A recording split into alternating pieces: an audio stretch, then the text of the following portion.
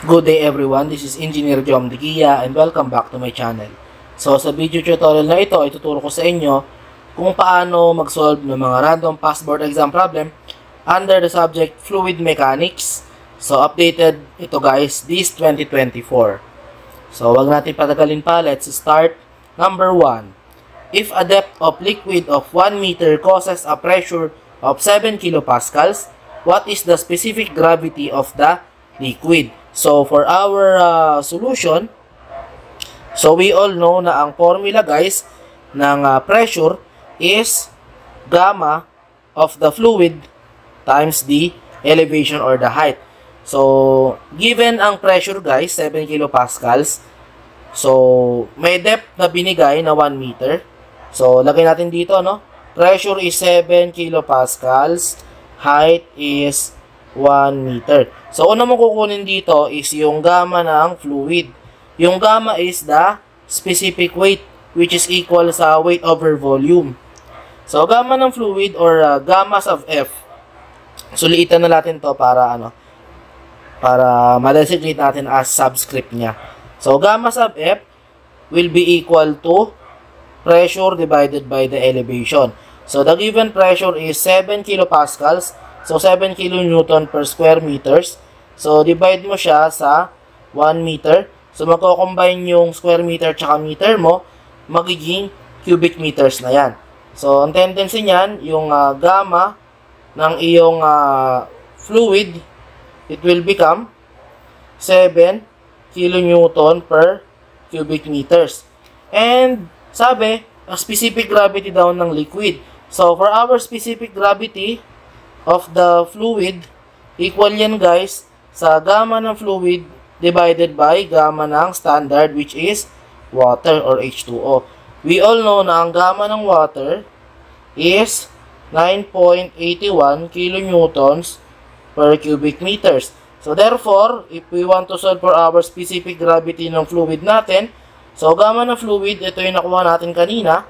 So 7 kilonewtons per cubic meters divided by yung gamma ng water, which is 9.81 kilonewtons per cubic meters. So, cancel out yung mga units natin. Unitless guys ang ating specific gravity ng ating fluid. So, 7 divided by 9.81, it will become 0.714. So, that's your answer for this problem number 1. Letter B. Now, we go to problem number 2.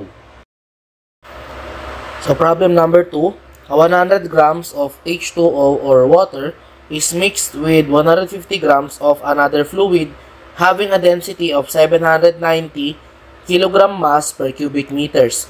What is the specific volume of the resulting mixture, assuming that the volumes are additive and the mixture is homogeneous? Choices: letter A, 0.63 cubic centimeters per grams. Letter B, 0.82 cubic centimeters per grams. Letter C, 1.61 cubic centimeters per grams. And letter D, 1.16 cubic centimeters per grams. So, for our solution, so, ang required sa problem guys is the specific volume ng resulting mixture. So, tumutukoy po yun sa symbol na V sub T. Equal lang specific volume guys sa volume over mass. So, since pertaining tayo sa total, so total volume divided by the total mass. So, ganun yung magiging technique na gagawin natin dito. Also, yung ating V sub T equal yan sa volume ng liquid 1 plus volume ng liquid 2. Yung mass total naman equal sa mass ng liquid 1 plus mass ng liquid 2. Yung liquid 1 natin, yung tubig, yung liquid 2 natin, yung binabanggit din na another fluid. So, gamitin din natin yung formula ng density, which is mass over volume, para ma-derive natin yung equation ng volume na equal sa mass divided by the density. So, all in all, kung gusto nating irekta ng solve yan, so, ilapat natin sa ating pinaka-formula na specific volume total. So, volume total is volume at point 1 or liquid 1 plus volume at liquid 2. So, using mass 1 divided by the density ng liquid 1 plus mass ng liquid 2 divided by the density of the liquid 2 all over yung ating total mass, which is mass ng liquid 1 plus mass ng liquid 2. So, yan yung magiging pinaka-formula mo na isosolve. Okay? So, let's substitute. So, mass ng liquid 1, binanggit yan, 100 grams. So, ang density ng tubig, guys, is 1,000 kilogram mass per cubic meter. So, since naka-grams yung tubig natin, i-convert natin into kilograms. So, yan ay magiging 0.1. So, 0.1 kilograms divided by 1,000 kilogram of mass per cubic meters. So, plus mass ng liquid 2, 150 grams, convert natin yan ay magiging 0.15 kilograms divided by density na given, 790 kilogram of mass per cubic meter. So, divided by yung ating total na mass. So, yan ay 0.10 plus 0.15. Yan ay magiging 0.25 or 0.250 kilogram of mass. So, kung titingnan nyo maigi, may mga magka-cancel out tayo dyan na units. So, pansinin nyo, no? Dito, magiging cancel out to. Yung ating kilograms sa taas. And then, yung kilograms mo na nandito, so, magiging denominator po yan ng ating cubic meters. Okay? So, therefore, solve natin siya. Yung ating magiging specific volume total. So, let's solve for this, guys, no? So, 0.1. So, 0.1 divided by 1,000 plus 0.15 divided by 790 divided by 0.250. So, magiging answer natin dito, so, 1.15949 times 10 raised to negative 3. Unit niyan, guys, is cubic meters per kilogram of mass. Ang required sa atin, so, yung nasa choices is cubic centimeters per grams. So, i-convert natin, lagay natin dito sa taas. Since may space tayo dyan. So, 1.15949 times 10 raised to negative 3 cubic meters per kilogram of mass. Convert natin. So, 1 kilogram of mass, 1,000 grams. So, bawasan natin ng yan, para sakto yung space. So, conversion again. So, in 1 cubic meter, so, meron tayong, di ba meron tayong 100 centimeters sa kada 1 meter. So, 100 cubic centimeter. Okay? So, yan, 1 cube yung sa ating cubic meter. Cancel out cubic meters. Cancel out kilogram mass. So, ang magiging final answer natin, ang unit is cubic centimeters per gram. So, let's solve for this. 1.15949 times 10 raised to negative 3. So, multiplied by 1 over 1,000 times 100 raised to 3. So, our final answer will be 1.159 or 1.16 cubic centimeters per grams. The answer is nandoon, guys, sa letter D. Okay? So, ganoon lang siya kasimple, no? Sundin mo lang yung process and tamang unit analysis ka lang para makuha mo yung sagot na nandoon sa letter D, considering the formulas of specific volume and density. So, we proceed to our last problem, problem number 3.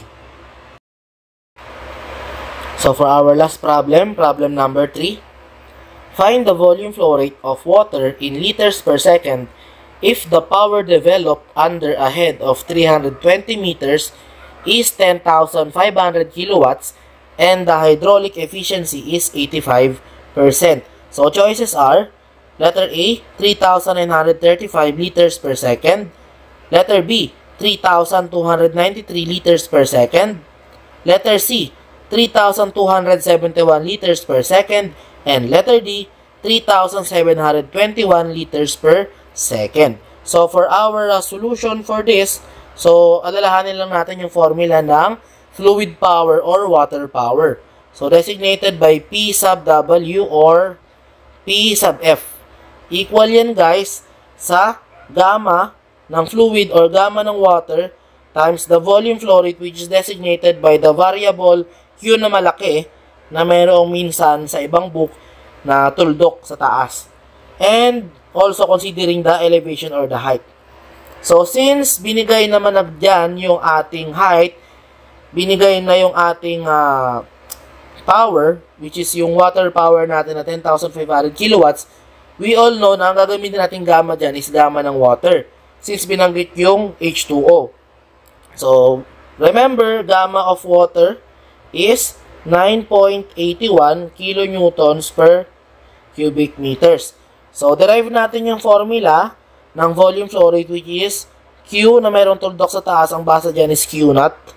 So, Q naught is equals to water power divided by our gamma of the water times the elevation. Meron pang binanggit na hydraulic efficiency na 85%.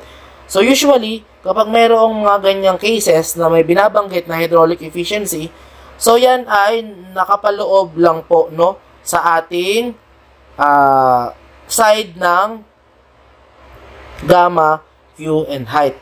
So, originally, kung ang ating formula ng water power ay gamma, Q, times height, dito lang siya, no?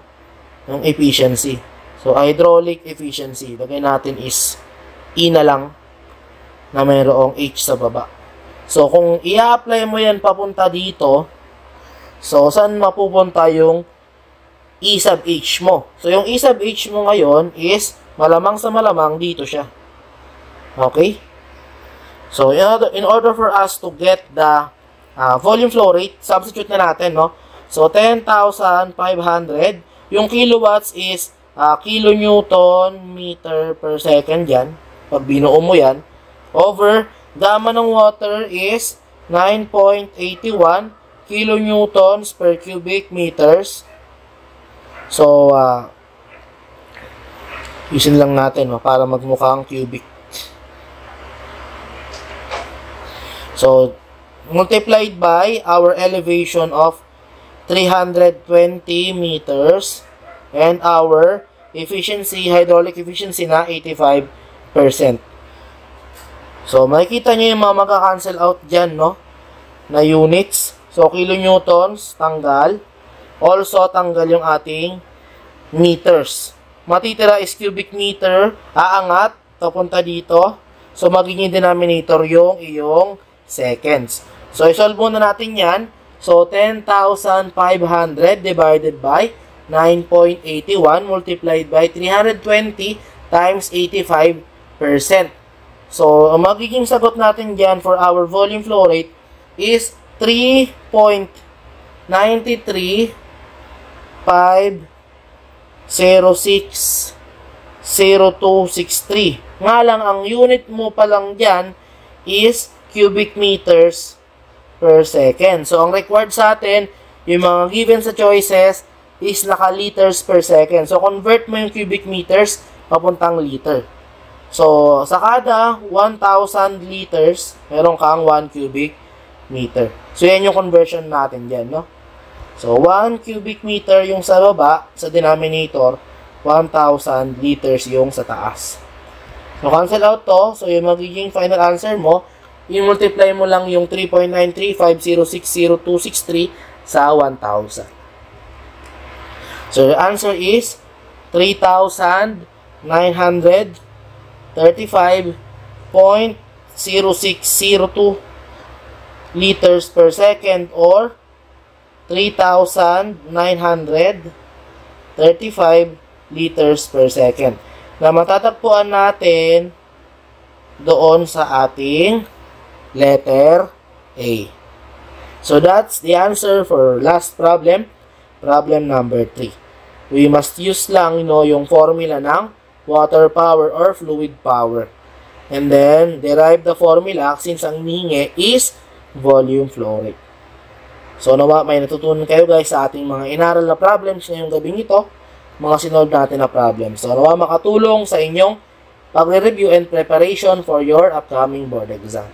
So again, this is Engineer Jom Digia. Maraming salamat sa panonood and God bless us all.